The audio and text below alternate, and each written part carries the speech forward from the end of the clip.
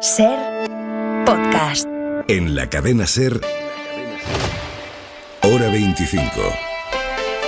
Aimar Bretos. Y en la mesa del análisis hoy Pablo Simón, profesor de política de la Universidad Carlos III de Madrid. Buenas noches. Buenas noches. Esther Palomera, adjunta al director del diario.es. Palomera, ¿cómo estás?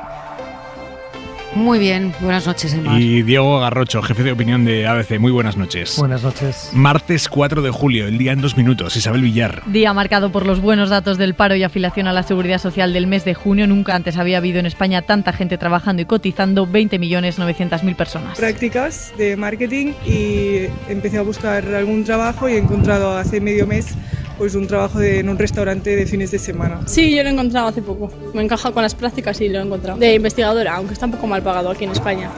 Además, el paro cae a niveles de hace 15 años por debajo de los 2.700.000 personas. Los piratas informáticos que atacaron el Hospital Clínic de Barcelona y robaron millones de datos secretos han publicado esta tarde en la dark web muchísima información de la que consiguieron en ese ciberataque. Lo reconoce el hospital. Es la mayor de las 3 filtraciones que han hecho hasta ahora. Entre los datos publicados hay expedientes clínicos, datos personales de trabajadores y todo apunta a que incluso hay ensayos clínicos. Y en Jenin, en la Cisjordania ocupada, las fuerzas israelíes han empezado a replegarse esta noche tras una operación que ha durado 2 días y que deja de momento 12 palestinos muertos, entre ellos 3 menores y cientos de heridos. Además, 3.000 personas han tenido que huir del campo de refugiados de la ciudad, donde también han intervenido las tropas. Toda persona que se encuentre dentro o fuera del campo está en riesgo, dado que no sabemos en qué momento puede Esto nos ha contado Pedro Serrano de Médicos Sin Fronteras. Y terminamos el día pendientes del BOE, de que se publique el decreto que pone fin a las mascarillas obligatorias en farmacias, centros sanitarios, hospitales y residencias. Lo ha aprobado hoy el Consejo de Ministros y, salvo sorpresa, entrará en vigor mañana.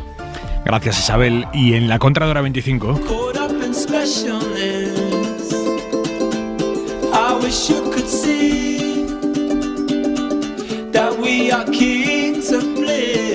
Manuel Javois, buenas noches. ¿Qué tal, Aimar? Buenas noches. ¿Qué te sugiere a ti el nombramiento de Elisabeth Duval, la escritora filósofa, como portavoz en materia de feminismo y derechos LGTBI de Sumar? Pues fíjate, no tengo ni idea de cómo lo va a hacer, no tengo ni idea de cómo va a ejercer la portavocía de Sumar, y francamente tampoco sea lo que más me importa. A mí me importa mucho la figura de Duval. Tenía muchas ganas además de hablarlo aquí en esta sección, y me gusta mucho y me importa mucho lo que simboliza para una España que ha salido hace muchísimos años de la cueva, vocaliza y piensa por sí misma. Y para esa gente creo que Duval simboliza una resistencia que dudo que muchos de nosotros tuviésemos a los 19 años que empezó, es la edad a la que empezó a soportar tanto odio. Me parece un buen cargo para ella y me parece una buena decisión de Yolanda Díaz, sobre todo como mensaje. Hace varias semanas tuve la suerte de leer Melancolía, que es el último ensayo de ella. Me parece impresionante que esta intelectual sea una de las dianas favoritas del odio por su identidad de género, que por eso sea constantemente insultada y vilipendiada en redes, y que sus ideas sean manipuladas y sean distorsionadas, y tenga que aguantar cada día unas toneladas de crueldad que conviene además no minimizar, a pesar de que ella aparentemente las lleve bastante bien y tengamos mucho que aprender de eso. Contra el amedrentamiento siempre focos y micrófonos, y contra la basura siempre una manguera. Un beso, Javois. Un beso, chao.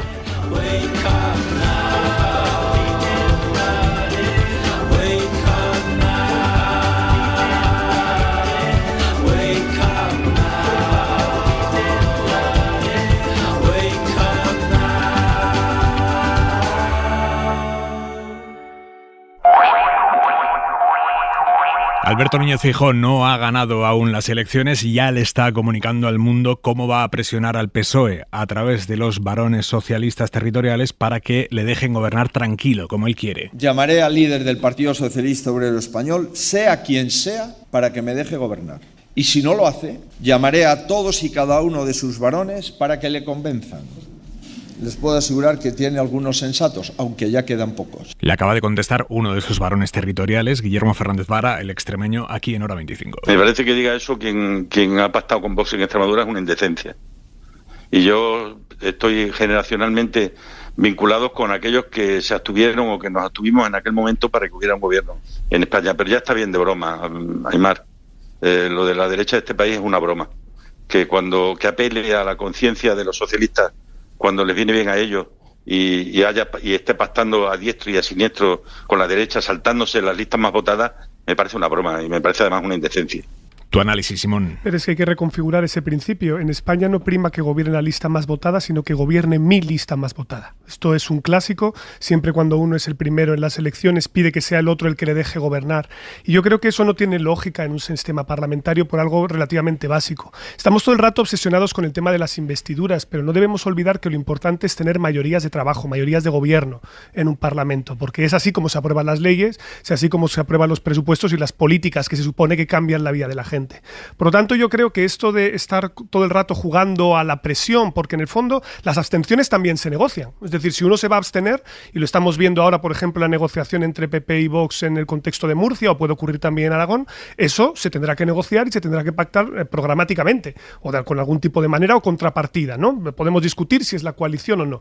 Pero ya creo que es evidente que el Partido Popular está en una lógica en la que ellos mismos se han fijado este umbral psicológico de los 155 diputados, porque ellos consideran que así sumarían más que la izquierda y más que los que seguro le dirán que no, porque sabemos que Junts, la CUP, BNG, Bildu siempre votarían en contra del PP y por lo tanto intentar forzar que la abstención la hagan otros. Pero luego volvemos a lo mismo, a la hora de la verdad es que hace falta gobernar y para gobernar hace falta una mayoría en el Congreso, guste o no guste.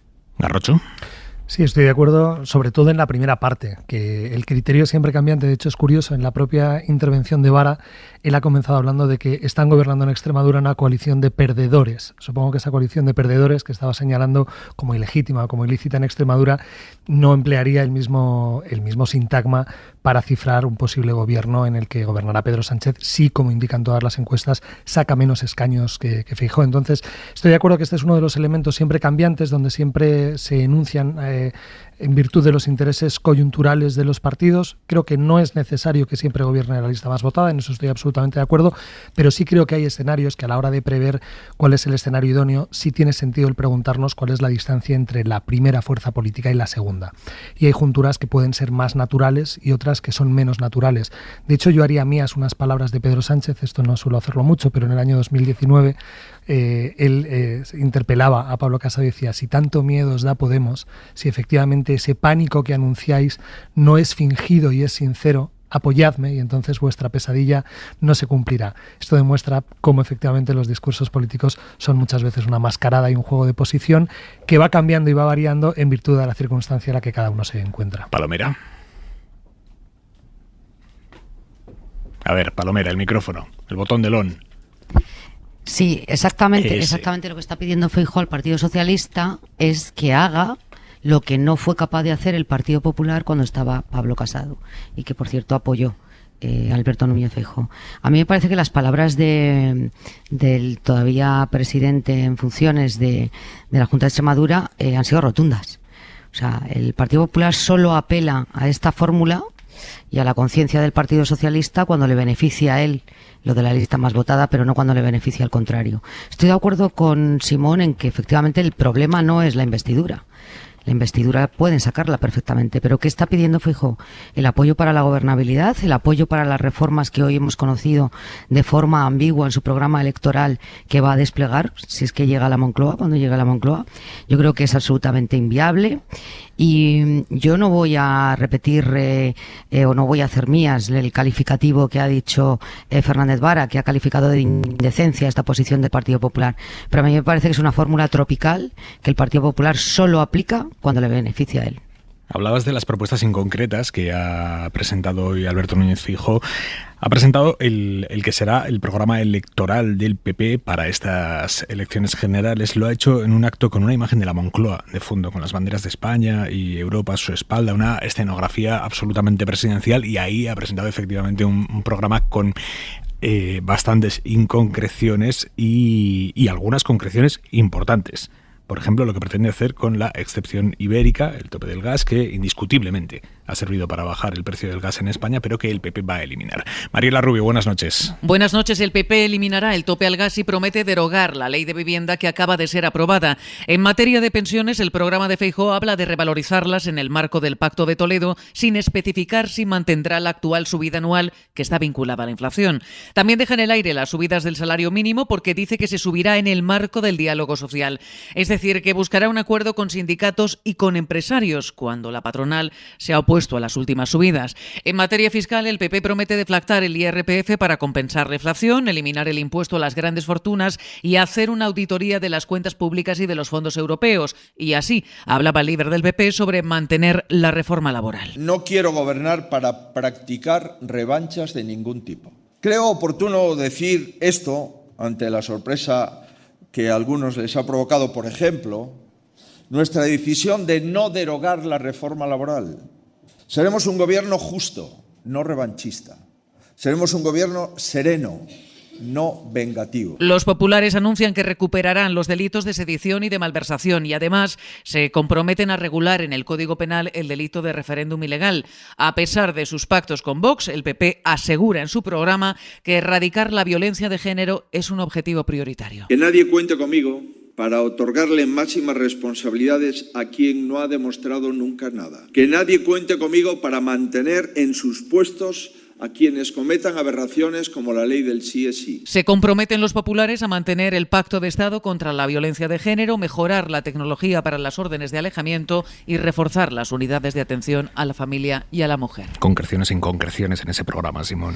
Bueno, a ver, yo lo primero que diría es que el Partido Popular aquí está presentando un programa clásico desde sus parámetros fiscales. Yo creo que no hay ninguna novedad. El Partido Popular lleva desde que existe planteando una agenda que se liga con un menor peso del Estado y una reducción de impuestos, tanto directos como indirectos. Es justamente lo que propone aquí. No ha habido, por lo tanto, un cambio en las posiciones conservadoras, como sí hemos visto en otros lugares en los que se plantean modelos fiscales diferentes. Tengo la impresión de que aquellas reformas que ha emprendido este gobierno, que son autosostenibles en el tiempo, este gobierno no las va a modificar o no las va a derogar. Me refiero, por ejemplo, a la reforma laboral, que todo el mundo sabe que genera efectos positivos y, por lo tanto, no tendría sentido desandar cuando además tiene unos mimbres sociales con apoyo de patronal y sindicatos bastante estables. Por ejemplo, no va a reducir el salario mínimo interprofesional. Evidentemente no lo crecerá y ahí se apoyará en la patronal, porque la patronal ya está en contra de mayores incrementos del SMI, pero en ese sentido no retrocederá. Por lo tanto, desde esa perspectiva, yo no veo demasiadas novedades. Sí creo que, por lo que toca a las cuestiones vinculadas con el Código Penal y sobre todo todas las reformas que hayan tenido que ver, la justificación haya sido el leitmotiv Cataluña, ahí claramente el Partido Popular sí que va a deshacer lo que ha hecho este gobierno si llegara al poder. Por supuesto, tiene mucho sentido lo de malversación desde su perspectiva, pero también lo de la tipificación del referéndum como algo ilegal. Yo creo que además, bueno, ya veremos cómo se concreta eso, pero probablemente habría que buscar algún tipo de nuevo código penal llamada rebelión impropia, pero bueno, eso daría para otro debate distinto porque no tenemos el marco penal bien ajustado. Pero luego hay una cosa que en términos de inconcreciones a mí sí que me parece que merece la pena que intentemos detallar un poco más, ¿no? Que es, por ejemplo, cuando habla de la derogación de la ley de memoria democrática o de la ley trans. A mí lo que me gustaría ahí es que el Partido Popular fuese más concreto. Sobre qué aspectos en particular de estas leyes no está de acuerdo. Por ejemplo, de la ley trans, ¿está el Partido Popular en desacuerdo con que se tipifique que las terapias de reconversión es delito? ¿Las terapias de reconversión de la homosexualidad? ¿O es la cuestión estrictamente ligada al cambio registral? Unas sí, otras no. ¿Qué pasa con la ley de la memoria democrática? ¿Lo mismo en determinados símbolos? Sí, no. Yo creo que ahí es donde justamente el PP tiene claro que tiene que hacer algo, pero yo creo que todavía no sabe el qué. Es decir, yo tengo la impresión de que ahí está donde más está jugando a la ambigüedad, porque sabe que es un compromiso que es sugerente a sus votantes, pero que no puede entrar con una retroexcavadora y acabar con toda esa obra legislativa. Yo creo que es un programa clásico en lo económico, pero sí creo que tiene una nueva ambición en algunos aspectos sociales. Y de nuevo, comparto parte del juicio de Simón, pero sí creo que hay algunas novedades. La parte más continuista es efectivamente, pues digamos, una propuesta económica de centro-derecha liberal prudentemente ortodoxa, pero sí creo que se dan algunas novedades en el ámbito social y sí creo que la derecha se está reconciliando, digamos, con algunas apuestas sociales. De manera muy concreta, por ejemplo, proponen una escolaridad gratuita de 0 a 3 años, eso sí supone una novedad, o no siempre hemos encontrado a la derecha o al centro derecha español reconciliándose, digamos, con esa agenda social de inspiración quizá más democristiana y no tan estrictamente liberal en el sentido más neoliberal. Creo también que han agendado uno de los temas que van a ser uno de los temas de nuestro tiempo, que tiene que ver con la protección de la infancia y mundo digital. Por ejemplo, a mí sí me parece que se han adelantado, digamos, han sido los primeros que han puesto encima de la mesa algo que además puede generar una concordia, un pacto, un consenso absolutamente transversal. O sea, cualquier persona que tenga hijos en una edad de estarse precipitando a Internet con 8 años, saben cuáles son los riesgos a los que se exponen y saben que de alguna manera hay que garantizar, digamos, la protección de los menores. Y eso sí creo que es una conquista. Creo que de algún modo también están heredando parte de la agenda o parte del impulso que a mi juicio era de lo más digno de Ciudadanos, que era el pulso regeneracionista. Es decir, el proteger las instituciones, el tratar de salvaguardar la politización de determinados cargos, y en este sentido sí han sido muy concretos y sí creo que han sido capaces, como digo, de heredar parte de aquel impulso. Y luego yo creo que esto funcionará o no, pero sí que el proyecto, incluso la manera en la que ha enunciado el programa Núñez Feijóo, tiene una clara vocación pactista. Es decir, está apelando a una transversalidad y a una reconciliación de los españoles. Habla de pactos en violencia de género, pactos sobre la cuestión del agua, pactos sobre la conciliación familiar. Ha hablado también de blindar la sanidad. Es decir, por eso vuelvo a esa reconciliación con determinada agenda social. Con respecto a la reforma del Código Penal, yo creo que aciertan al tratar de revertir, por ejemplo, la cuestión de malversación, que creo que ese sí fue un exotismo, digamos, de esta legislatura y de la sedición.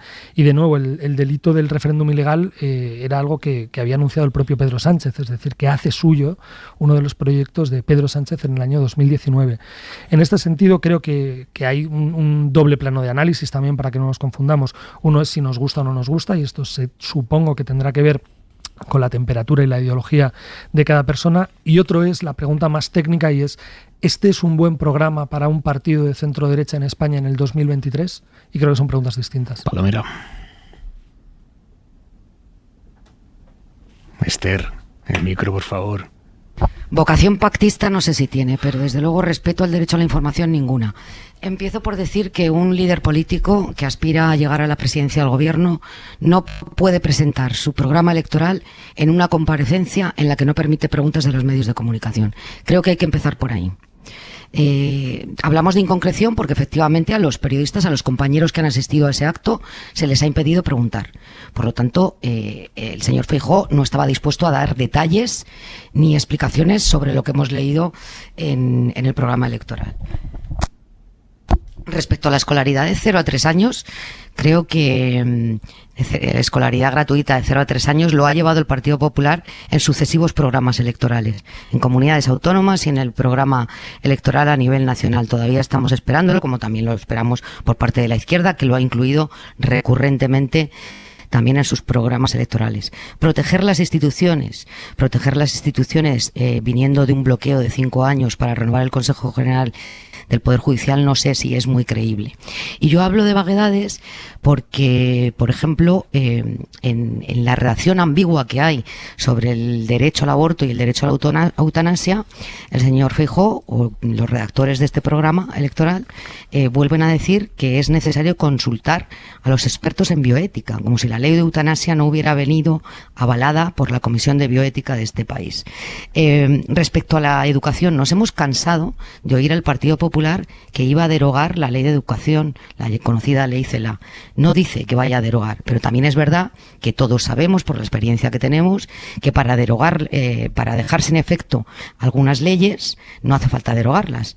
Basta con vaciarlas de contenido, basta con no dotarlas presupuestariamente, y por lo tanto, a mí, insisto y vuelvo a la primera premisa, me falta una comparecencia pública en la que se someta el señor Feijóo a este tipo de preguntas para que nos aclare todo lo que está sin aclarar en ese programa electoral.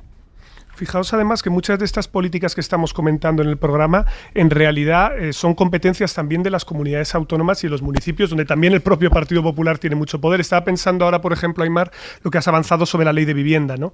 Es decir, se plantea también la derogación o modificación, pero sabemos que lo más relevante es la política de vivienda, no la ley de vivienda, sobre todo por lo que toca a los efectos que tú puedas tener en el parque público del alquiler, cómo intervengas los mercados o no, si delimitas zonas tensionadas o no, y eso en realidad es una competencia también compartida. El 0-3 años que antes había planteado Diego, que es una de las grandes ambiciones que seguimos teniendo, y yo creo que, de hecho, prácticamente desde el año 2014-2015, de lo mejor que tienen los nuevos partidos, se consiguen que esa idea se expanda en todas direcciones, y yo creo que eso es muy positivo, porque sabemos que ahí es donde las intervenciones educativas son más eficaces. De nuevo, esto todo se concreta con diferencias de modelo que vendrán llevado por las comunidades autónomas y que muchas veces no nos damos cuenta, pero realmente la orientación más pública o privada de la dotación de estos servicios esenciales tiene que ver con esas competencias autonómicas. Es decir, se ha hablado muchas veces, y pongo un ejemplo, del modelo madrileño como la antonomasia del modelo que está orientado hacia mayor privatización en sanidad y en educación, ignorando totalmente, por ejemplo, el modelo catalano-vasco, donde este modelo lleva bastante tiempo implantado por los partidos allí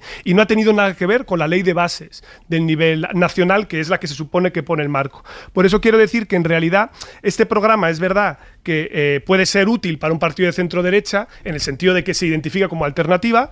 Es cierto que yo creo que el paquete de regeneración ahora mismo es más declarativo, que eso hay que verlo con los hechos, porque, por ejemplo, en el caso de la gestión de Núñez Feijóo en la radiotelevisión gallega, pues no tiene unos antecedentes precisamente muy pro despolitización de las televisiones públicas. Vamos a ver si sobre el terreno eso luego es distinto, ¿no? Y hay un efecto rebote. Esto sí ocurrió, por ejemplo, en la legislatura Zapatero, en la que el efecto Urdazi, digamos, generó un péndulo, ¿no?, en la otra dirección. Bueno, vamos a ver si esto ahora, si se produjera de nuevo la alternancia, también se concreta, pero ya os digo que para mí lo más relevante es lo que luego no está en el programa, que es que la política se hace con el presupuesto, y ahí es donde no podemos saber hasta que no haya mayorías claras en el Congreso, ¿no?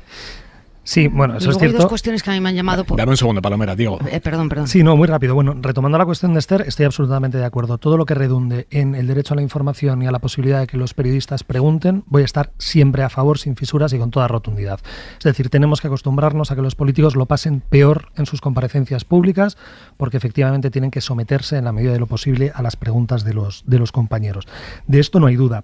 Luego sí, pensando a lo mejor en cuestiones que sí son más concretas, por ejemplo, a mí sí me ha ilusionado, sí me parece que es una muy buena medida, porque además es algo que yo en numerosas ocasiones he reivindicado y quizá Pablo también como profesor lo habrá visto, y es la necesidad de una única selectividad. Quienes venimos de la educación pública y quienes defendemos una igualdad de derechos de todos los ciudadanos independientemente de su código postal y aspiramos a que efectivamente todos los jóvenes de este país puedan tener una igualdad de acceso a la universidad, entendemos que el modelo único y que el examen único es la única vía que puede garantizar ese acceso. De modo que, pensando en algunas concreciones, vamos sí a saludar el que se encuentren efectivamente plasmadas. Pero Diego, ¿de quién es la competencia ahí de nuevo? Bien, bueno, de la selectividad, claro que hay una parte que es la que fijan las comunidades, ¿no? Claro, pero o sea, que requiere un pacto más amplio que el gobierno de España. Pero el gobierno sí puede establecer el que ese acceso sea efectivamente único, en la medida en la que nosotros estamos sometidos a el mercado común donde nos puede llegar en ese distrito. Sí, no discute el fondo de la medida, sino que lo necesitas concertar con 17 agentes más. Sin duda. Vale. Y digamos, ese paso y el siguiente paso, que es la concreción, eso habrá que exigirlo si efectivamente se da esa alternancia política con uñas y dientes. Es decir, todo programa político tiene que ser efectivamente un compromiso y tiene que ser una hoja de ruta que se pueda siempre vigilar y exigir. Y una última novedad, que además es algo que desde el diario ABC hemos hecho mucho esfuerzo y hemos hecho mucho hincapié en ponerlo, digamos, o en situarlo en un papel protagonista, el valor de la cultura. Yo creo que es la primera vez que nos encontramos un programa cultural efectivamente puntualizado, detallado, y ese sí que yo creo que era uno de los grandes debes de la derecha de este país. Esther. Tres cuestiones más. Fomentar la inmigración legal. Para empezar, las personas no son legales o ilegales, están en situación regular o situación irregular. Y el Partido Popular sigue utilizando el marchamo de la migración ilegal. Esto de fomentar la inmigración legal tampoco concreta. Es como si el resto de partidos políticos estuvieran a favor de fomentar la inmigración ilegal. Una vaguedad más. Acabar con el creciente fenómeno de la ocupación. Y implementar medidas que permitan los desahucios en 24 horas. ¿A qué tipo de ocupaciones se refiere? ¿Está hablando de usurpaciones? ¿Está hablando de allanamientos? Porque las cifras lo que dicen es que no se ha producido ese creciente fenómeno de la ocupación y que es un marco que el Partido Popular ha comprado de la ultraderecha española. Por cierto, nos podría haber aclarado si para implementar los desahucios en 24 horas va a requerir la colaboración del movimiento o de la empresa Desocupa, que ya hemos visto a lo que se dedica y con qué prácticas se dedica. Y luego lo de la familia. Me hubiera gustado preguntarle a qué tipo de familia, porque habla recurrentemente de apoyar a la familia como núcleo esencial de la sociedad. ¿De qué tipo de familia está hablando el Partido Popular y el señor Feijóo? ¿De una sola familia, de la familia única, del concepto que él tiene de familia. Todo esto se me queda muy vago, sinceramente. 10:30 pasadas, 9:30 en Canarias. Íñigo Errejón, buenas noches. ¿Qué tal? Buenas noches, Emar. Líder de Más País, número 4 en las listas de Sumar por Madrid. Señor Errejón, ¿usted cree realistamente que hay posibilidades de que la izquierda revalide el gobierno? ¿Realistamente? Sí, con cada día que pasa. Con cada día que pasa. Yo creo que las derechas han pecado de soberbia y que vendieron la piel del oso antes de cazarlo y dieron las elecciones casi por cerradas, y que al señor Feijóo en realidad la campaña se le va a hacer muy larga, porque cada día se le va haciendo largo, no solo porque va de dificultad en dificultad, sino porque claramente hay otro clima, claramente el clima ha cambiado. ¿Vamos a llegar a tiempo o no? Eso va a depender de la activación y de la movilización del votante progresista. Pero que hay otro viento, y que en ese viento hay un voto decisivo que puede inclinar la balanza a favor de que haya un gobierno progresista, y un gobierno progresista mejor, más atrevido, más valiente, más resuelto. Ese voto decisivo es Sumar, y sí, está cambiando el clima. Yo creo que le vamos a dar la vuelta a la tortilla. ¿Por qué no termina de arrancar Sumar? ¿Cuál es el análisis que hacen? Bueno, yo he visto durante 2 o 3 días a una buena parte de los medios de comunicación, de los opinadores y de los expertos discutiendo o debatiendo sobre una propuesta de Sumar, y 2 días antes sobre otra. Me estoy refiriendo ahora a la herencia universal, y antes a la de salir 1 hora antes del trabajo y reducir la jornada. Si no existiera Sumar, en esta campaña electoral se estaría hablando de ETA, que ya no existe, del Falcon, que lo han usado todos los presidentes, o de si se cae mejor Sánchez o Feijóo. Solo porque existimos, en esta campaña se están hablando de cosas que afectan a la vida cotidiana de la gente, de si puedes conciliar, de si sales antes del trabajo, del derecho a la igualdad de oportunidades, o de la sanidad pública o de la vivienda. Eso es porque estamos. A ver, sobre la propuesta concreta de la herencia universal, queremos entender bien esta propuesta. No sé si incluso ustedes mismos tienen la sensación de que no se ha entendido demasiado allá. Es una propuesta que ha generado controversia incluso dentro de los partidos de Sumar. Hoy hemos escuchado a Baldoví de Compromís diciendo, ojo, esto que sea progresivo, porque café para todos no. Yo creo que... Estamos hablando, disculpe, por concretar a los oyentes, de la propuesta de darles a los jóvenes, cuando cumplen 23 años, 20.000 euros para que o se formen o emprendan. Efectivamente. Bueno, es una idea desarrollada. En Noruega hay una política pública parecida, y es una política básicamente destinada a garantizar la igualdad de oportunidades. Arrancar en la vida cuesta, es difícil, y los jóvenes se esfuerzan. Pero hay jóvenes que tienen un empujón importante familiar, y hay jóvenes que en vez de tener un empujón tienen muchas dificultades. Si tú quieres hacerte unas oposiciones, o si quieres emprender un negocio, o si quieres formarte, no es lo mismo si vienes de una familia privilegiada que te lo paga, todo el mundo sabe de lo que estamos hablando, que te lo paga, o si no te lo puedes pagar. Así que nosotros queremos nivelar, queremos garantizar la igualdad de oportunidades. ¿Para qué? Para que el derecho a emprender, o el derecho a intentar hacerte unas oposiciones, o el derecho a formarte para desarrollarte en el oficio que quieras, no dependa de la familia en la que hayas nacido. ¿Y eso cómo lo hacemos? Pues lo planteamos de una manera muy sencilla. Cuando tienes 18 años te haces titular del derecho, pero ese dinero no lo recibes hasta los 23. ¿Qué pasa en ese tiempo? En ese tiempo tienes asesoría y acompañamiento técnico para que ese dinero se destine a proyectos formativos o a oposiciones o a un emprendimiento privado que quieras crear una empresa. Ha habido una cierta discusión con respecto a ¿por qué es universal la medida? ¿No? Hay gente que dice, bueno, pero si es universal, también lo cobrarían los hijos de la familia Botín. Claro, como la sanidad pública, ¿no? Porque los derechos, cuando son universales, es cuando prevalecen. ¿Y por qué es progresivo si se da a todo el mundo? Porque es verdad que la familia Botín, o los hijos de la familia Botín o de una familia muy rica, van a poder recibir esta herencia universal, pero su familia va a pagar para que se financien varias herencias universales. Sí, es verdad que es universal, como todos los derechos que se consolidan, como la sanidad pública. ¿Y por qué es progresivo? Porque lo van a pagar las grandes fortunas, porque es un derecho que lo van a pagar los millonarios en España. ¿Y qué queremos conseguir? Pues que el derecho a emprender un proyecto de vida no dependa de tu código postal o de quiénes son tus padres. Porque básicamente en la vida, perdóname que acabe con esto, básicamente todos sabemos que hay una diferencia de clase en cuántas posibilidades tienes de fracasar en la vida. La gente que nace en familias adineradas tiene varias tiradas en la vida.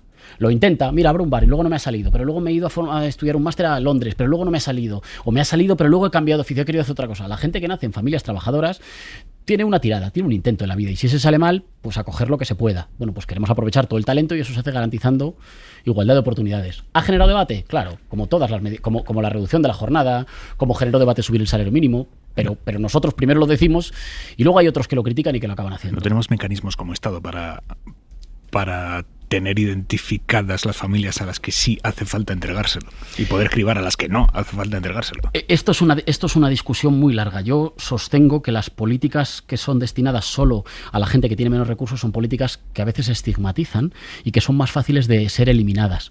Porque hay muchas veces que los sectores medios no las sienten como propias y por tanto dicen, ¿por qué voy a pagar yo impuestos para financiar estas medidas? Yo no creo en los servicios asistenciales para pobres. Creo en los servicios públicos y los derechos universales, ¿no? Y creo que hay que crear derechos que sean para todos y que financien los más ricos. Ha habido gentes desde la izquierda que han tardado un poco más en entenderlo, de cada cual según sus capacidades, a cada cual según sus necesidades, y la cita no es mía.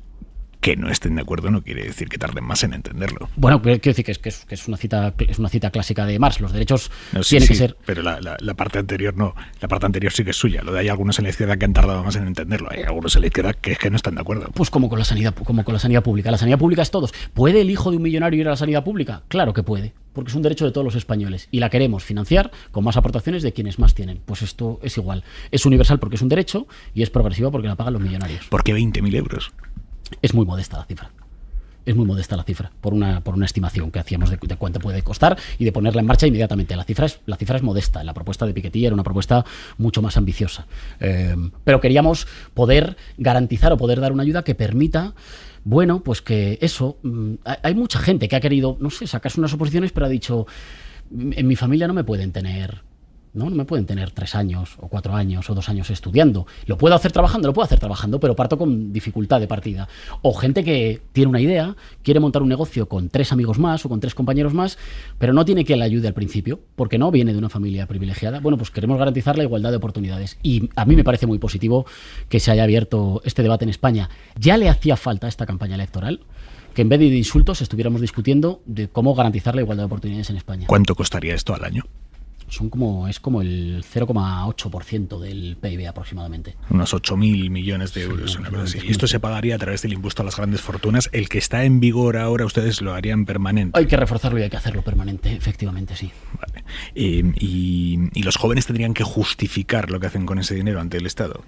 Bueno, es un derecho que tienen, pero es verdad que ese derecho, o sea, que esa transferencia se hace después, digamos, de un acompañamiento técnico para que sirva, ya digo, para una de estas 3 cosas. No es un dinero para que con él, no sé, viajes, digamos. Tiene que ser para que o bien plantees un proyecto formativo, qué vas a hacer con ese dinero, o bien un proyecto, digamos, de emprendimiento, de poner en marcha una idea, de poner en marcha una empresa. Cualquier empresa. Sí. Eso, digo, tienes derecho a fracasar. Lo que pasa es que el derecho a fracasar ya no solo va a ser para los ricos, tienes derecho a intentarlo. Emprender es que emprender es, por ejemplo, para invertir. O sea, un chaval lo podría invertir en criptomonedas. Un chaval puede decidir, eso, digamos, la oficina técnica tiene que asesorar y a mí me parece que ahí tenemos un gran territorio de fraude. No quiero meterme en eso porque es una discusión larga. Pero básicamente sí, queremos que cada uno pueda desarrollar sus ideas. Ahora ya pasa, pero ahora los que desarrollan sus ideas son los que tienen grandes herencias o grandes ayudas de familia, porque han nacido en familias ricas. Yo me alegro por esa gente, pero quiero que el derecho a intentarlo sea un derecho que tengan todos los jóvenes en España. Me parece que es una ayuda, digamos, que contribuye a nivelar. ¿Y por qué nivelar? No para bajar a unos, sino para garantizar que todo el que tiene talento, voluntad, una idea, ganas de desarrollar algo, lo puede hacer sin depender de que en su casa las cosas vayan bien. Y un chaval que ya está trabajando, le pregunto por concreciones, porque sí, ustedes han puesto por ejemplo. Un chaval que ya está trabajando y que no tiene intención de emprender nada porque ya está trabajando, ni tiene intención de formarse, se dice, es que tengo el mismo derecho que mi compañero de piso a cobrar esos 20.000 euros. ¿Los va a recibir? Claro, y tienes derecho. Lo que pasa es que tienes que decidir qué quieres hacer con ese dinero. Y si con ese dinero te quieres formar, quieres hacer otra cosa más que te ayude en la vida, quieres expandirte en, no sé, en una, digamos, especialización profesional, o hay algo que te apetece estudiar porque sientes que eso te va a ayudar más en el futuro, te va a posibilitar una vida más fácil, sí. Es un derecho, pero es un derecho que efectivamente tiene un objetivo, tiene un cometido. El cometido es un dinero para ayudarte a emprender o a formarte. Y eres libre de usarlo, claro. Señor Errejón, ¿Sumar es un proyecto a largo plazo? ¿Es algo coyuntural para esta campaña? ¿Qué es Sumar? Es sin duda un proyecto a largo plazo que ha nacido también en un contexto muy concreto. Ha nacido en un contexto, ya nació, digamos, venía trabajándose, pero nace y se presenta a sus primeras elecciones en un contexto muy concreto, en un contexto en el que el votante demócrata, el votante progresista está entre desmoralizado, asustado y preocupado. Y nosotros queremos hacernos cargo de eso. Y queremos cambiar también el equilibrio, digamos, moral, la balanza moral de la campaña. Y queremos decirle a todo ese votante que es mayoritario en España que se le puede dar la vuelta a la tortilla, que le estamos dando la vuelta a la tortilla, que hay que sacudirse el miedo, hay que salir a votar. No, nosotros no somos partidarios, digamos, como en algunas ocasiones me parece ver al Partido Socialista, de llamar a votar para conservar las cosas tal y como están. Yo creo que las cosas no están bien. Lo que pasa es que creo que la solución no es volver atrás. La solución es avanzar más. En España no está bien el mercado de la vivienda. Hay que intervenirlo, y hay que intervenirlo en serio para garantizar que se cumple el artículo 47 que garantiza el derecho constitucional a la vivienda. En España hay que seguir subiendo el salario mínimo, y eso solo se hace con políticas valientes, que la representa Yolanda Díaz. En España tenemos que seguir avanzando en la transición ecológica. Yo no creo que haya que salir, como me parece ver a veces al Partido Socialista, a defender. Hay que salir a avanzar. Y en ese sentido Sumar nace en un contexto determinado, pero tiene una mirada larga, tiene una mirada de largo recorrido, un proyecto de país de largo aliento, porque las grandes transformaciones de democratización del país, de transformación verde de la economía, de garantizar la igualdad de oportunidades, son transformaciones al menos de una década. Pero eso quiere decir que ustedes, los distintos países, partidos que lo conforman, se van a ir integrando orgánicamente en Sumar. Hay que ver cuál es la manera, digamos, de seguir caminando juntos. Hoy la manera está siendo la que a mí siempre me convence más, que es poner las ideas por delante. ¿Por qué caminamos juntos? Porque compartimos un proyecto de país. No compartimos todos las mismas siglas, no venimos todos de las mismas siglas, pero compartimos una cosa más importante. Cuando compartimos que la salud mental tiene que ser un derecho en la sanidad pública, cuando compartimos que hay que garantizar el derecho a la vivienda interviniendo en el mercado del alquiler, o cuando decimos que tienes que poder salir una hora antes del trabajo para que no se te vaya la vida de casa al trabajo, del trabajo a casa, esas son las ideas que nos hacen caminar juntos. Y esas ideas, las ideas de transición ecológica, las ideas de avance en derechos LGTBI, estas ideas son ideas de avance de mucho tiempo, de un proyecto de país de largo alcance, y lo vamos a caminar juntos. Pero cuando me dice, ponemos las ideas por delante, ¿quién decide qué ideas son? Por ejemplo, esta medida, la de los 20.000 euros, ¿esto quién lo ha decidido? Porque hay partidos muy importantes dentro de Sumar que ayer se quejaban de que ellos no tenían ni idea de que se iba a proponer esto. El secretario el que creo que es todavía secretario de Economía de Podemos, Nacho Álvarez, es uno de los artífices de nuestro programa. ¿Por qué interpreta que estaba hablando de Podemos? De nuestro programa económico. No lo sé, puede ser que no estuvieras hablando de ellos. Sí, estaba hablando de Podemos, sí. Vale. Como puede imaginar, señora Rejón. Bueno, esto, no sé qué día es todavía. De hecho, no sé si lo puedo decir, pero en breve se cuelga el programa. El jueves se cuelga el programa, ya lo digo. ¿Ya lo sabían? Yo sí. Ah, vale. Entiendo que el mundo también. Sí, bueno, vamos, que esto es una noticia, y si no la estamos dando, la cadena SER informa de que Sumar publica el jueves su... Bueno. Pero es que creo que esto es público, ¿eh? No me quiero... Yo también lo creo, es que en campaña vamos, yo ya no sé, me bailan los días. Se cuelga el programa es el resultado de un trabajo de muy largo alcance que venían haciendo grupos de trabajo de Sumar, que conocen todas las formaciones políticas que lo integran, que han podido revisar, que han podido contribuir, que hemos podido discutir. Es un trabajo de mucho tiempo.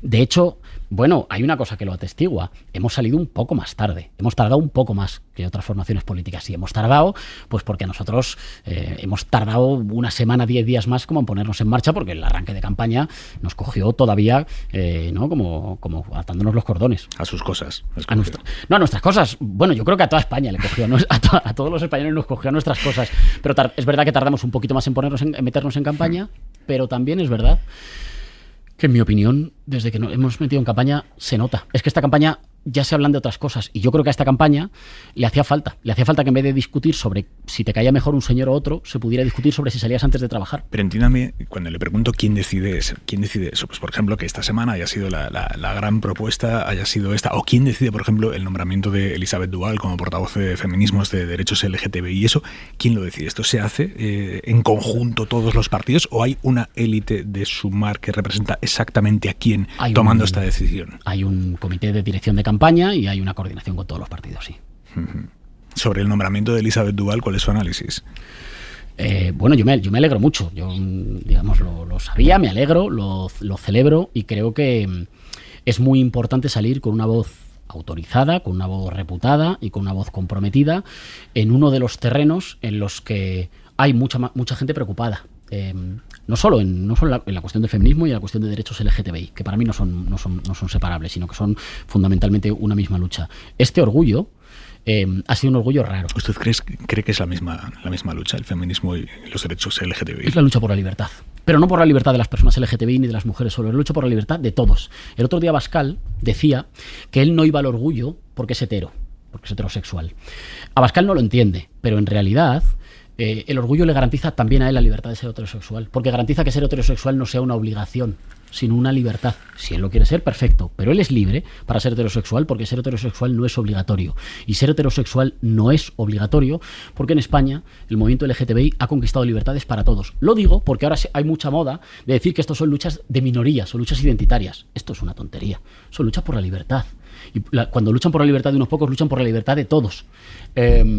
Y te decía que este orgullo, en mi opinión, ha venido marcado por un ánimo raro. Porque el orgullo siempre tiene un ánimo de celebración, pero también este año estaba atravesado por un cierto ánimo de preocupación, de mucha gente, bueno, pues viendo que se incrementan las agresiones a personas LGTBI, que se quitan banderas LGTBI, que hay gente, cargos de Vox que dicen que son trapos, cargos de Vox que dicen que es la bandera de la pedofilia. No, el vicepresidente de la Junta de Castilla y León dijo que era un trapo. El vicepresidente de la Junta. Un concejal, creo que es en Mérida, dijo que era la bandera de la pedofilia.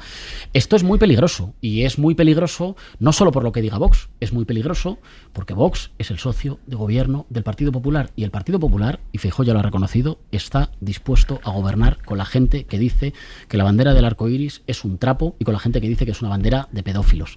No es casualidad que haya gente que normalice estos discursos y que luego se multipliquen las agresiones a personas LGTBI. Ideológicamente, Sumar, ¿qué es? ¿Es un movimiento socialdemócrata? ¿Qué es? Uy, esto de las etiquetas siempre da para mucho. Me recuerda a las preguntas que me hacían a mí hace algunos años. Aquí estábamos usted y yo, hace 7 años, intentando averiguar también. Yo siempre daría las mismas respuestas. Es un proyecto para hacer de España un país más justo, más verde y más libre. Y nosotros creemos que no se es libre si no se es igual, y que la libertad y la igualdad van de la mano. Cada uno le puede poner las etiquetas que quiera, y seguramente... Eso mismo me lo dicen desde el PSOE, lo que acaba de decir usted. Bueno, yo al PSOE le diría que eso no se puede hacer sin intervenir en el mercado de la vivienda. Yo al PSOE le diría que eso no se puede hacer sin subir el salario mínimo. Y yo al Partido Socialista le diría que eso no se puede hacer si cuando te toca elegir entre los intereses de los que más tienen y los intereses de las familias trabajadoras no eliges de manera muy decidida. Me alegro si ellos también lo dicen, pero además hay que hacerlo. Y nosotros tenemos una candidata que lo que dice lo hace. Cuando Yolanda dijo que iba a garantizar los derechos de los riders con la ley Rider, lo hizo. Cuando dijo que iba a regularizar las condiciones y garantizar derechos para las trabajadoras del hogar, lo hizo. Cuando dijo que iba a subir el salario mínimo, lo hizo. Cuando dijo que iba a sacar adelante una reforma laboral que luchara contra la temporalidad y que garantizara los derechos en los puestos de trabajo, lo hizo. Yolanda, las cosas que dice las hace como ministra de Trabajo, y las cosas que decimos las vamos a hacer en el gobierno. ¿Qué van a hacer con los temas que puedan... en los que pueda haber distintas posiciones entre los partidos que conforman Sumar? Estoy pensando, por ejemplo, en la prostitución. Sumar es abolicionista, es regulacionista. ¿Qué es Sumar respecto a la prostitución? ¿O qué defiende? Bueno, hay un terreno claro. Yo ahí tengo mi posición personal. ¿Qué es? Bueno, yo creo que en todas las circunstancias hay que garantizar los derechos de las personas que están en situaciones más difíciles. Lo primero es garantizar los derechos, y lo primero es garantizar los derechos de las mujeres que se prostituyen. Lo primero. Me da mucho miedo cuando nos metemos en discusiones que hablan sobre los sujetos sin preguntarle a los sujetos. Vengo de la tradición política que dice que la emancipación de los oprimidos será obra de los oprimidos o no será. Yo creo que lo primero es preguntarle a la gente.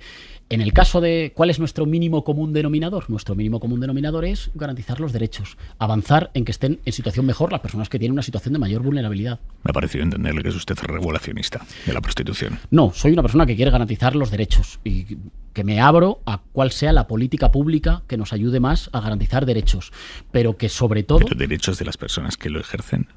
Sí, y sobre todo que eso no se puede hacer sin consultar a las personas. A nadie se nos ocurriría hacer una política pública sobre cualquier otro tema sin preguntarle a las personas afectadas. No se nos ocurriría. Y sin embargo me parece que hay ciertos colectivos a los que se trata como si fueran menores de edad. Y entonces, en el programa, ¿qué van a hacer cuando haya sobre la mesa de vamos a diseñar el programa? Y ahí hay una persona regulacionista, otra persona abolicionista... persona, quiero decir, partidos, no quiero... Sí, personas, sensibilidades. Sí. El programa está y lo van a conocer todos los españoles pronto, y el suelo mínimo es garantizar las mejores condiciones y los mayores derechos para las personas que están en situación difícil o en situación vulnerable. Dentro del grupo parlamentario de Sumar, ¿ustedes van a tener libertad de voto? ¿Cada partido va a votar lo que considere o se va a dar una única directriz para todo el grupo? ¿Cómo va a funcionar eso? Bueno, ya va siendo cada vez más normal que en el Congreso de los Diputados haya, en temas concretos, haya digamos, libertad de voto para algunas cuestiones, pero para algunas cuestiones. La tónica general tiene que ser que Sumar elige... Los candidatos de Sumar somos candidatos de Sumar. Venimos de formaciones políticas diferentes, que no hemos abandonado y en mi caso orgullosísimo de la que vengo.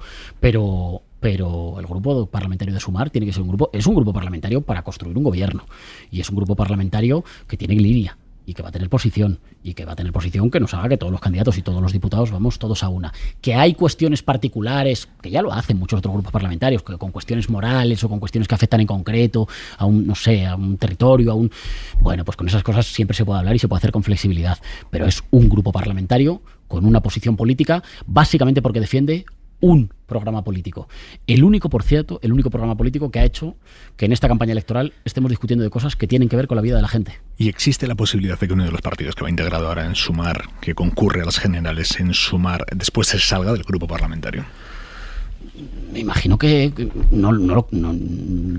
me cuesta mucho imaginar esa, no sé, es que a mí nada. Que alguien se quiera ir al grupo mixto, me cuesta mucho entenderlo. No, yo no lo contemplo, porque es que compartimos ideas, compartimos posiciones y compartimos proyectos de largo alcance para nuestro país. Yo no es una cosa que contemple, pero... Hoy ha dicho Rufián que a él le da más miedo Yolanda Díaz que Santiago Abascal, porque le preocupa más la actitud de una izquierda que no sea lo suficientemente valiente, que deje caer a gente como Irene Montero, que la actitud del fascismo español, porque ya sabe todo el mundo lo que hay en el fascismo español. ¿A usted eso qué le sugiere? Creo que Gabriel Rufián a veces se pierde por el gusto por epatar y por el gusto como por dar titulares así llamativos. Es una declaración de una inmensa irresponsabilidad. A las personas LGTBI quien le da miedo es Abascal, no tiene ninguna duda. A las personas racializadas quien les da miedo es Abascal y no tiene ninguna duda. A la inmensa mayoría de los catalanes, estoy convencido que muchos votantes de Esquerra Republicana, por los que tengo mucho respeto, son perfectamente conscientes de que la amenaza contra la capacidad de decisión de Cataluña, contra la lengua catalana y contra la cultura catalana la representa Abascal. Uno no se tiene que dejar llevar tanto por sus filias o fobias personales, porque puede llegar a decir cosas pues que no tienen mucho sentido. Hay que tener cuidado. En un momento en el que hay mucha gente que está preocupada por el ascenso de la ultraderecha, hay que tener cuidado y hay que hacerse cargo de que hay mucha gente, seguramente también mucha gente que se estaba pensando votar por él, que tiene clarísimo quién es quien amenaza a las personas LGTBI, o quién es quien amenaza a las personas racializadas, o quién es quien amenaza a la lengua y la cultura catalana. ¿Ustedes se negaron a que Irene Montero fuera en las listas de Sumar? Yo no estuve, como te puedes imaginar, no estuve concretamente en las negociaciones, pero cuando nosotros hablamos, estoy hablando de Más Madrid y de Más País, nosotros hablamos exclusivamente de las cuestiones que tenían que ver con nosotros, con nuestra inclusión, con nuestro peso, con nuestra incorporación y con nuestra manera de ayudar. Y estamos muy satisfechos del acuerdo alcanzado. Es muy llamativo porque un mes después nadie tuvo nada que ver con que Irene Montero no fuera en las listas. Nadie es el padre o la madre de esa decisión, nadie explica ¿por qué esa decisión? ¿Por qué Irene Montero no está en las listas? Ahí se hizo un acuerdo muy amplio entre muchas formaciones políticas y es un acuerdo que han firmado todas las fuerzas políticas. Es decir, que al firmar le han dicho que les parecía bien el acuerdo. Todas las fuerzas políticas lo han firmado. No les quedaba otra, señor Errejón. Bueno, cuando uno firma un acuerdo, firma un acuerdo. Y es un acuerdo que fundamentalmente firmamos por una razón. Lo firmamos para no hablar de nosotros. Lo firmamos para hablar de las cuestiones que afectan a la vida cotidiana de los españoles. Y esto no es una declaración que haga yo.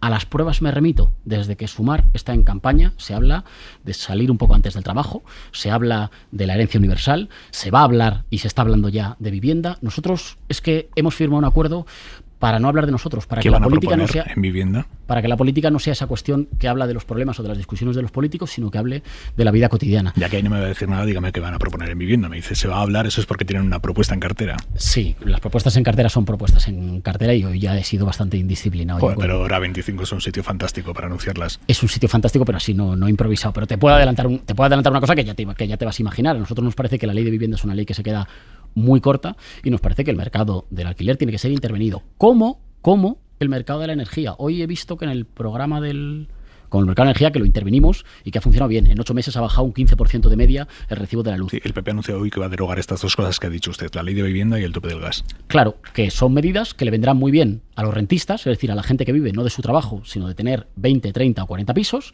y que le vendrán muy bien a las grandes eléctricas. Me imagino que en consecuencia con esto, pues el Partido Popular hará, no sé, a Sánchez Galán le hará ministro de Energía. Nosotros tenemos la propuesta contraria. Yo no acabo de tener claro todavía el Partido Popular y Vox que defienden. Lo digo en serio, en esta campaña. Yo sé lo que odian.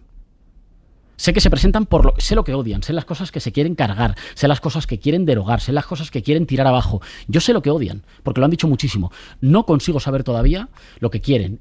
Precisamente por eso al señor Feijóo se le hace larga y se le va a hacer larga la campaña. Uno no puede gobernar un país, no puede aspirar a gobernar un país si no explica lo que quiere, si solo explica lo que se quiere cargar, lo que quiere destruir. Eso no puede ser un programa para la España del futuro. Eso es un programa que explicará, bueno, pues yo qué sé, sus manías, pero con manías, con fobias o con sectarismo no se puede gobernar un país. Uno no puede querer gobernar un país del que le desagrada casi todo. Le desagradan los avances en el salario, le desagradan los avances en derechos LGTBI y trans, le desagradan los avances en memoria histórica, le desagradan los avances en lucha contra el cambio climático, le desagradan los derechos sociales conquistados.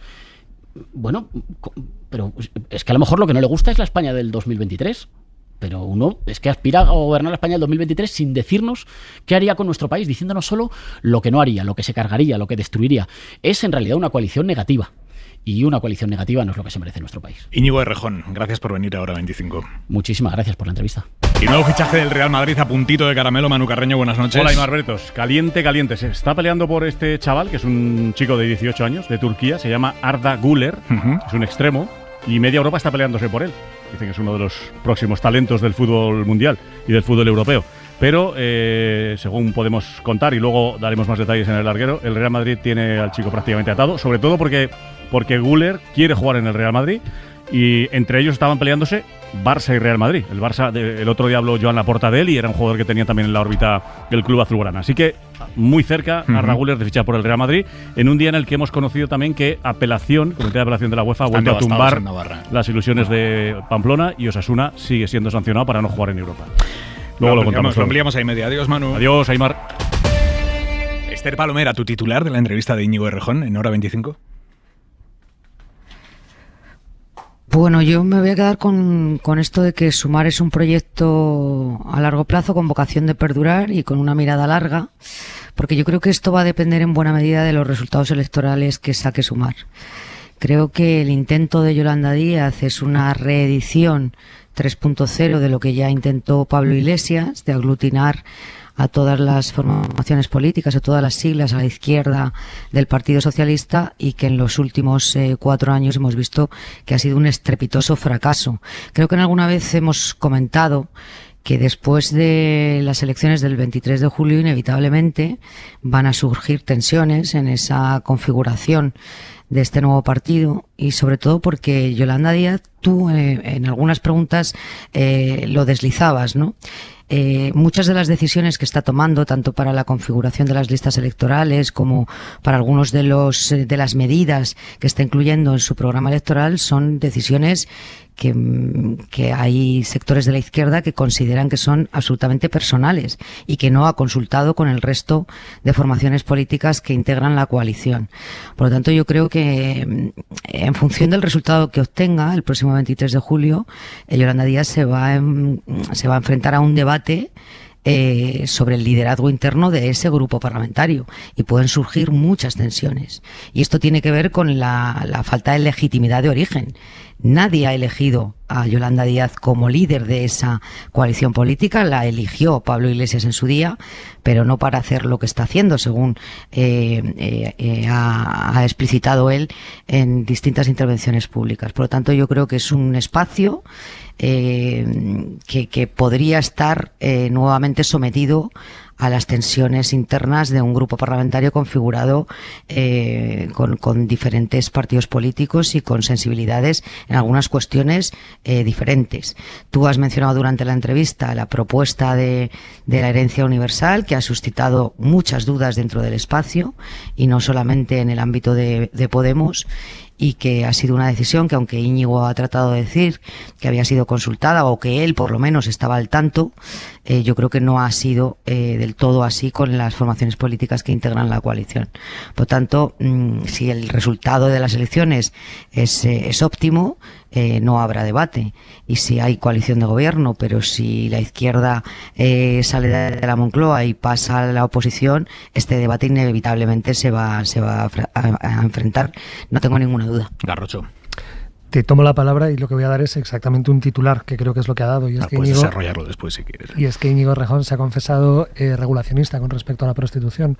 Yo creo que una de las faltas más habituales en Sumar es la indefinición, ¿no? Siempre proyectan ideales muy inconcretos, ¿no? Cuando definía, pues somos una formación política que busca un país más justo, más verde y más libre, y eso lo compra el PSOE, yo diría, eso lo compra el 95% de los españoles. Quiero decir, es un proyecto muy general y naturalmente gozoso, diría, para muchos. Escúchame, España es muy grande. Bueno, España es muy grande y es verdad que puede haber, estoy siendo demasiado optimista, pero creo que cabe mucha España ahí, pero que normalmente eluden, digamos, el posicionamiento en temas conflictivos, y hoy tu pregunta le ha obligado a posicionarse y a regañadientes se ha confesado regulacionista. Simón. Sí, yo cogería a lo mejor respecto al nombramiento de Lis Duval la idea de no plantear una dicotomía que pueda enfrentar a las minorías sexuales con el reconocimiento del feminismo. Sabemos que esto es justamente uno de los polos de tensión que han tenido también que ver con la formación de las candidaturas, con el veto a Irene Montero, con la ley trans y la disputa que ha generado dentro del espacio de la izquierda, y el planteamiento que se está haciendo aquí por parte de Sumar, pero particularmente el que hacía Íñigo Errejón, es el no plantear una dicotomía entre redistribución y reconocimiento, ¿no? Sino en tratar de aunar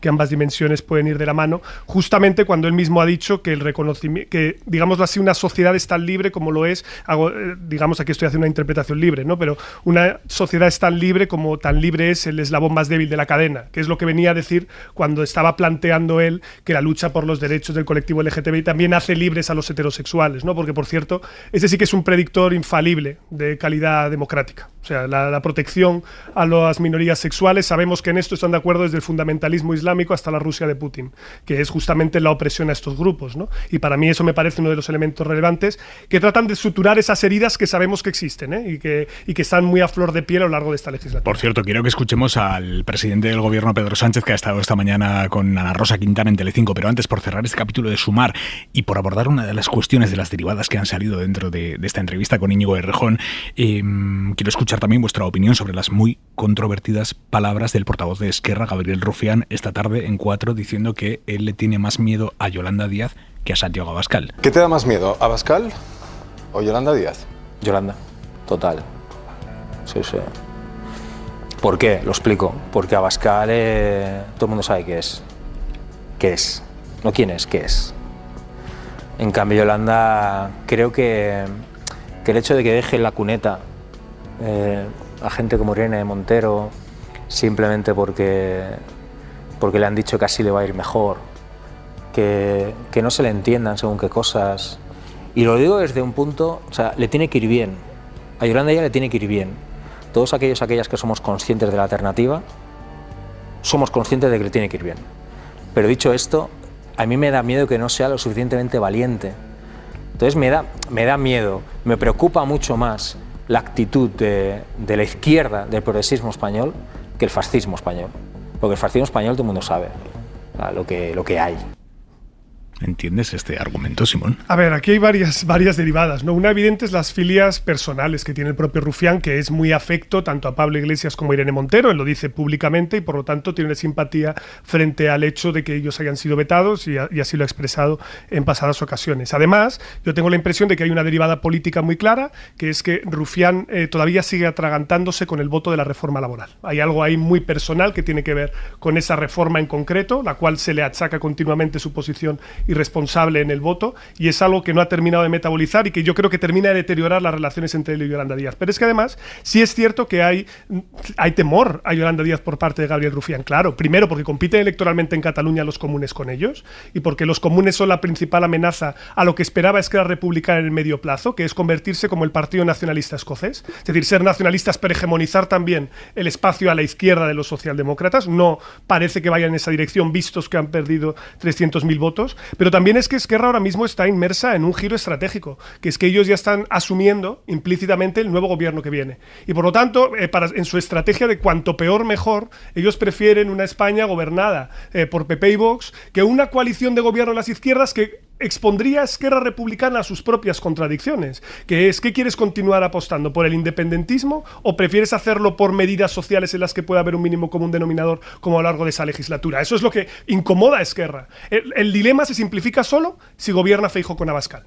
Sin embargo, si Sánchez y Yolanda Díaz forman un gobierno de coalición, ya Esquerra está en una situación más incómoda.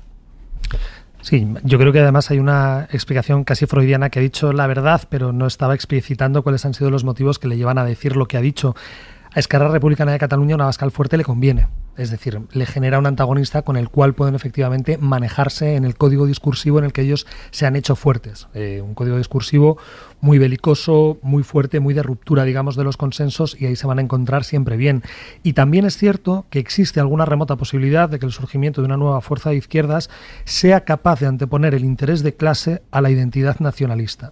Si efectivamente, además es muy curioso porque esa es una pulsión que está permanente, digamos, en el entorno de Íñigo Errejón de una manera muy clara, en Más Madrid y Más País, pero probablemente también en Sumar se acabe alcanzando, y es ese proyecto de país. Es decir, apelan con mucha más naturalidad a la idea de país unitario, que otras formaciones de izquierdas. Y si efectivamente acaba traccionando o acaba surgiendo una posibilidad de, insisto, anteponer el interés de clase de todos los españoles que provengan de familias modestas a la identidad nacionalista, creo que el nacionalismo periférico se va a encontrar con un problema. Palomera.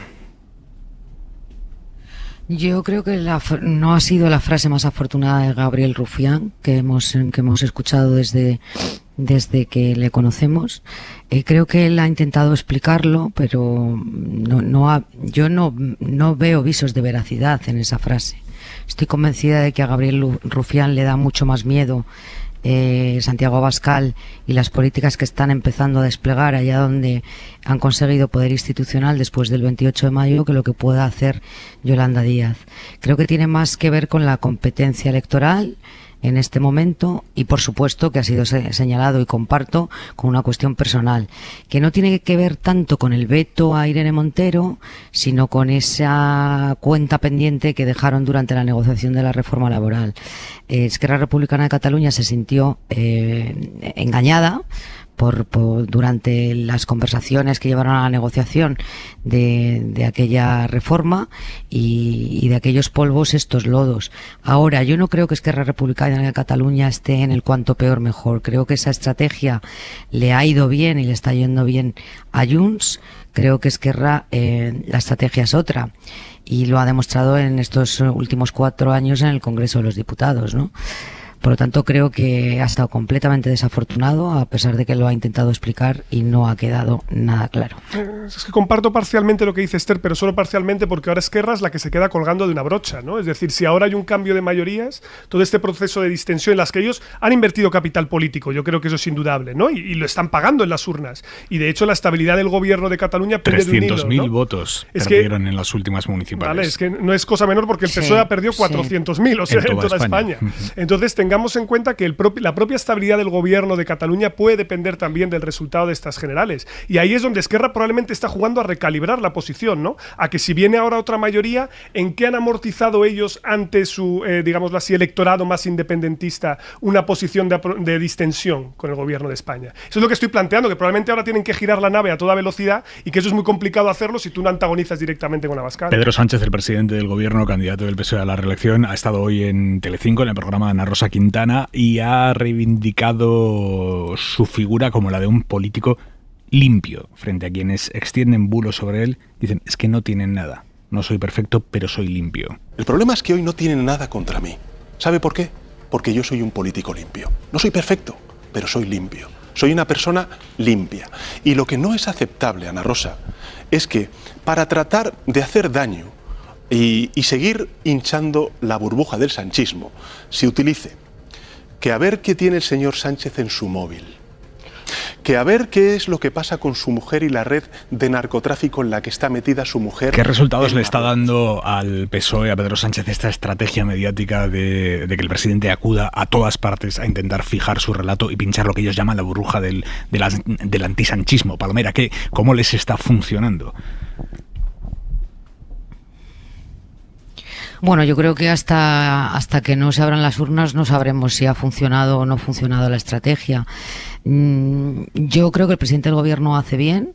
O sea, creo que es un error que los líderes políticos no comparezcan habitualmente o no se sometan a las preguntas de los medios que ellos consideran hostiles, y creo que hoy ha cumplido sobradamente su objetivo en esa entrevista. Es decir, ha desplegado un relato sobre cuál había sido su acción de gobierno, ha desmontado uno tras otro muchos de los bulos que se difunden en determinados medios de comunicación o pseudomedios de comunicación, Y en el ámbito del Partido Socialista ellos están convencidos de que bueno, que ha cambiado el aire. Ahora la pregunta del millón es si es demasiado tarde. Yo creo que es demasiado tarde para virar el rumbo de lo que ha sido una estrategia tanto de la derecha política como de la derecha mediática, de descalificar permanentemente al presidente del gobierno, de hablar de un gobierno ilegítimo y de cuántas barbaridades se han vertido sobre el propio presidente del gobierno. Ahora, yo estoy a favor, y creo que lo dijimos cuando supimos que esta campaña se iba a librar en los medios de comunicación, de que se empiecen a cambiar los registros de las campañas electorales. Creo que esto tiene mucho más sentido que la asistencia a mítines multitudinarios donde solamente van los convencidos y no tiene a nadie a quien convencer. En este tipo de entrevistas, con que un mínimo porcentaje escuche al presidente del gobierno y dude sobre si votar al Partido Popular o al Partido Socialista, pues creo que el objetivo lo pueden dar por conseguido. Garrocho. Yo sí hoy tengo que hablar de lo que ha ocurrido en el programa de Ana Rosa Quintana. Tengo un juicio muy severo porque creo que ha ocurrido algo bastante grave dentro de una democracia liberal. Hoy el presidente del gobierno ha dicho que las encuestas que publica el diario ABC de GAT3 son ilegales y tienen falta de transparencia. Eso responde a un ejercicio de intimidación que llegó al diario ABC, a una denuncia a la Junta Electoral Central, donde se acusaba a GAT3 y al diario ABC de no publicar el domicilio de la entidad que realiza la encuesta, no señalar quién la encargó y no referir cuál es el porcentaje de las preguntas que no se han respondido porque decían no responderlas. La Junta Electoral Central evidentemente respondió que esa denuncia era una denuncia impropia, porque en una encuesta de GAT3 para ABC todo el mundo sabe que GAT3 es quien realiza el estudio y que es para ABC. Y ese, digamos, es un pequeño tecnicismo que tenía sentido al comienzo de la democracia para que no se inventaran las encuestas, para que hubiera una manera, digamos, de seguir cuál es el rastro. Que un presidente en una democracia plena juegue a intimidar a medios de comunicación cuando se ha pronunciado la Junta Electoral Central es un atentado de una vehemencia enorme contra el derecho a la información. Desde luego, contamos con el aval de la Junta Electoral Central, ABC seguirá publicando todas sus encuestas y desde luego esta es una de esas prácticas iliberales que yo creo que los españoles estarán muy atentos y sabrán corresponder en las próximas elecciones generales, porque es un precedente bastante agresivo y, como digo, insólito. Simón. Sí, además yo creo que esa reclamación no tenía ninguna base y yo no entendí muy bien por qué se planteaba, justamente porque si había una casa de encuestas en la que... Otra cosa es la publicación de los microdatos que siempre pediremos, pero bueno, eso es algo que de momento hace 40dB para el Grupo Prisa y el CIS, que son las únicas dos que permiten trastear dentro y eso es muy de agradecer en términos de transparencia, pero en cualquier caso no es obligatorio, aunque sí pueda ser deseable. Pero respecto a la pregunta que tú planteabas al principio, Aymar, sobre si esta campaña está funcionando o no, a ver, el problema es que están ocurriendo muchas cosas a la vez, ¿no? Porque se están entremezclando la lógica de los pactos en la pasada semana entre PP y Vox con el cambio en la actitud comunicativa que está planteando el gobierno de Pedro Sánchez, sobre todo el candidato Pedro Sánchez. E incluso diría también que algunas ministras estamos viendo que tienen un cambio en comunicación, ¿no? Por ejemplo, la vicepresidenta, Teresa Rivera, que también está jugando más a la confrontación política. Bueno, lo que vemos es que así como el 28M había una distancia de 10 puntos entre el bloque de la izquierda y de la derecha, hoy ahora es de 6. Y estamos viendo que el Partido Socialista poco a poco se está reactivando en sus votantes. Está subiendo suave y sostenidamente. ¿Que eso sea suficiente para llegar a amenazar el primer puesto del Partido Popular? No lo sabemos, no parece, pero porque la distancia sigue siendo muy grande. Pero desde luego lo que está seguro es que hoy el Partido Socialista, según el promedio de los sondeos, sacaría unos resultados casi idénticos a los que sacó en 2019. Es decir, sacaría en torno a 7,5 millones de votantes. Otra cosa es que el espacio a su izquierda no sea tan competitivo y que el PP sea primero porque absorbe una parte del votante de Ciudadanos y también del Partido Socialista. Pero lo que está seguro es que si esta convocatoria electoral era un movimiento defensivo para que el Partido Socialista sacara un resultado por encima de los 100 diputados, yo creo que eso se puede dar por descontado. Otra cosa es que en términos de bloques esto vaya a ser suficiente para armar mayorías de gobierno. Eso ya es harina de otro costal. Esther.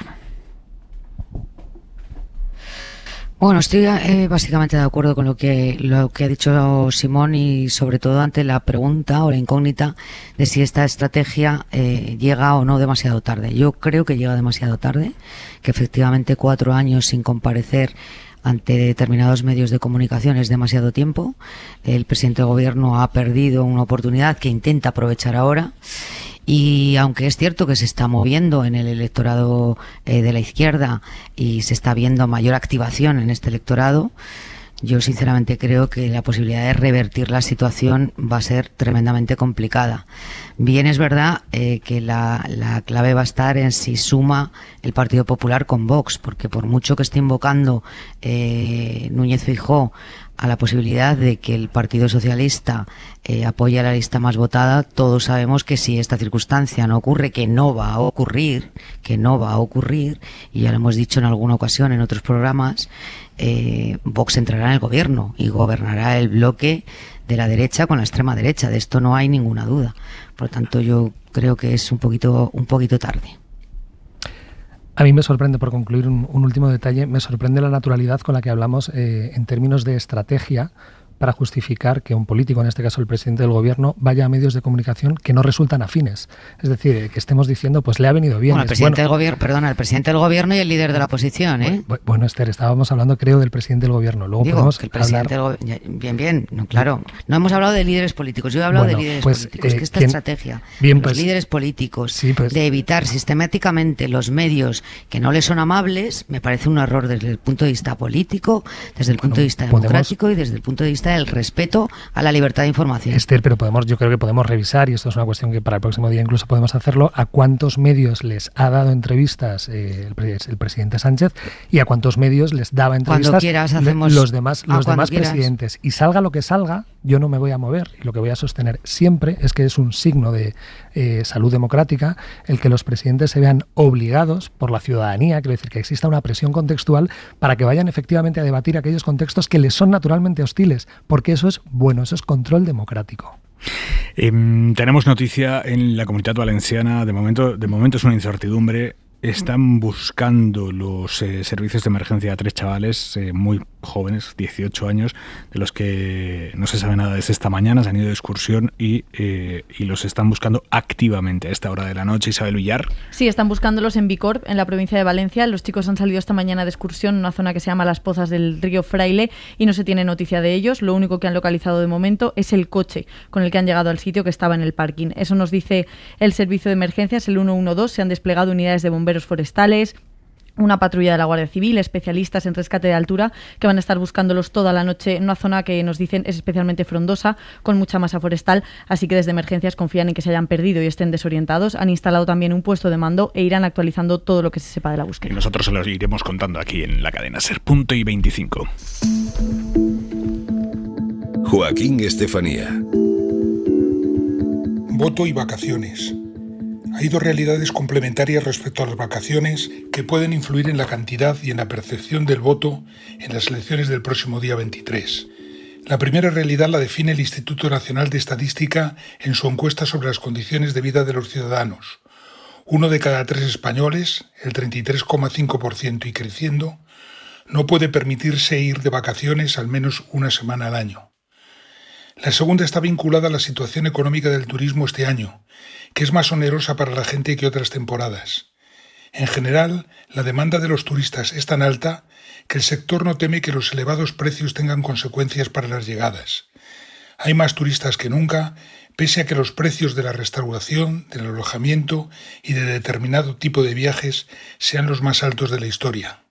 Diversos estudios afirman que los ciudadanos están dispuestos al menos a tomar unas vacaciones más cortas, a recortar gastos de otras partidas del presupuesto familiar para dedicarlas al turismo o incluso invertir parte de los ahorros en ello. La cuestión es cuál será el humor, entre comillas, de la gente ante estas realidades tan distintas, si votarán y si ellas cambiarán o no el sentido del voto tradicional. Esto también contará en los análisis. Punto y 25. Manu Carreño, vamos ya con el larguero. Además de Arda Güler, de quien hablamos enseguida, jugador que tiene muy cerca de cerrar el Real Madrid, mañana hay lista de Scariolo, la lista para el Mundial de Baloncesto, y la lista Lorenzo Brown, ¿te acuerdas del base que se nacionalizó español para jugar el europeo, que fue el mejor jugador, de los mejores, junto con Rudy y con alguno más? Acaba de anunciar que desgraciadamente y por una lesión no podrá estar mañana en la lista del seleccionador Scariolo, ahora lo contamos. Venga, lo ampliamos ya. Chao. Diego Garrocho, Esther Palomera, Pablo Simón, un abrazo, amigos.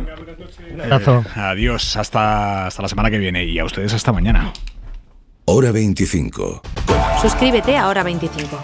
Todos los episodios y contenidos adicionales en la app de Cadena SER y en nuestros canales de Apple Podcast, Spotify, iVoox, Google Podcast y YouTube. Escúchanos en directo en la SER de lunes a viernes a las 8 de la tarde.